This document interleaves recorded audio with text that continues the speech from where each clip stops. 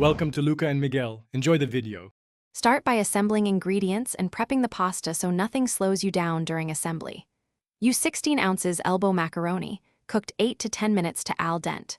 Rinse under cold water to stop cooking and drain well so dressing won't get watery. Combine 1 cup mayonnaise and 1/2 cup sour cream for creamy base, then whisk until smooth.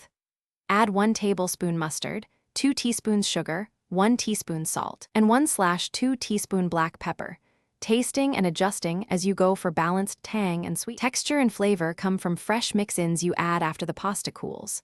Fold in 1 cup diced celery, 1/2 cup diced red bell pepper, 1/3 cup chopped red onion to add crunch and color. Stir in 1 cup frozen peas, thawed, and 3 hard-boiled eggs, chopped for creaminess and protein.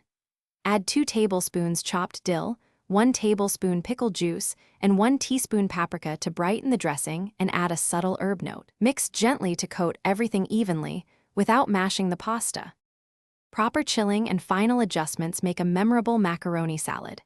Chill macaroni salad at least 2 hours, preferably overnight, to meld flavors and let the dressing soak in.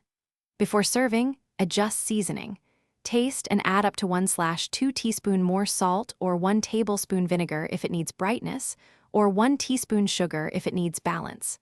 Serve chilled on a bed of lettuce or as a side. Keep refrigerated and discard after 3 days to ensure food safety and best texture. Thanks for watching and please subscribe. It's the best investment you'll ever make.